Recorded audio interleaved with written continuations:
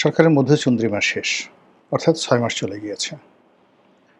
এই ৬ মাসে যদি আপনি সরকারের উল্লেখযোগ্য কোনো সফলতা, যেটি নিয়ে সরকার গর্ব করতে পারে, জনমনের স্বস্তি আসবে। আমি অন্তত এরকম কোনো জিনিস দেখি না। প্রাপ্তির মধ্যে একটা প্রাপ্তি হলো, শেখ হাসিনা গেছেন, ডক্টর মোহাম্মদ ইউনূস এসেছেন। আমরা কয়েকদিন খুব আশায় ছিলাম। আবার ডক্টর মোহাম্মদ ইউনূসের ৬-৭ মাস চলে যাওয়ার পর আমরা বিরক্ত হতে, হতে একেবারে চরম সীমানায় পৌঁছে গিয়েছিলাম। আমাদের মনে হলো যে একটা পরিবর্তন আসলে, বিএনপি আসলে হয়তো ভালো হবে। কিন্তু গত ৬ মাসে যা কিছু ঘটেছে বাংলাদেশে, তাতে করে আগামী ৬ মাস যে ভালো যাবে, আগামী ১ বছর ভালো যাবে, ২ বছর ভালো যাবে, এর ন্যূনতম নমুনা আমরা বাংলার আকাশে বাতাসে কোথাও দেখতে পাচ্ছি না।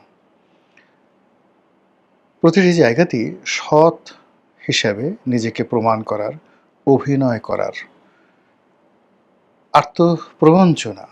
এর কারণ হলো যে যখন আপনি মূলত চোর কিংবা ডাকু কিন্তু সাধু সেজে থাকবেন, পৃথিবীর সব মানুষ বুঝতে না পারলেও আপনি বুঝতে পারেন।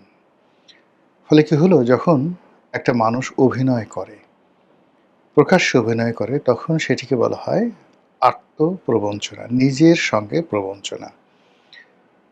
এই সকল কাজ যারা করে তাদের আত্মা মরে যায়। সোল, যেটাকে বলা হয় সোল, এটা মরে যায়।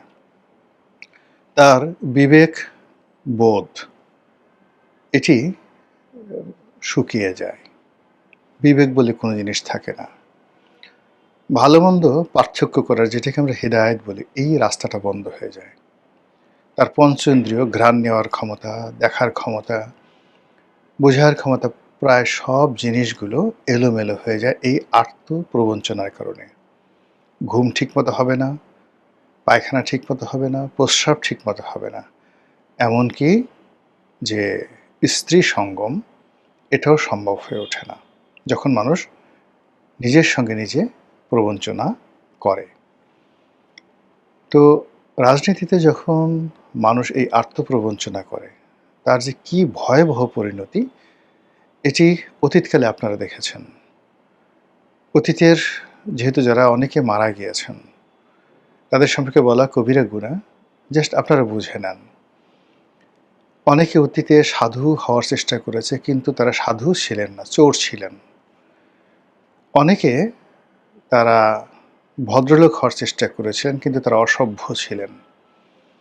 অনেকে নিজেদেরকে চরিত্রবান মনে করার চেষ্টা করেছিলেন, কিন্তু তারা চরিত্রহীনতার জঘন্যতম পর্যায়ে ছিলেন। অনেকে দাতা, দয়ালু, এরকম একটা অছিলা করার চেষ্টা করেছিলেন, কিন্তু প্রকৃতপক্ষে তারা ছিলেন নির্মম, নিষ্ঠুর, পাষণ্ড, হালাকু চেঙ্গিস খানের আব্বা অথবা আম্মা। আপনারা জানেন যে তাদের সবারই বিদায় হয়েছে অত্যন্ত করুণভাবে, নির্মমভাবে, নিষ্ঠুরভাবে। তারা ধুকে ধুকে মরেছেন, বজ্রাহত হয়ে মরেছেন, তারপর লাঞ্ছিত এবং অপমানিত হয়ে মরেছেন।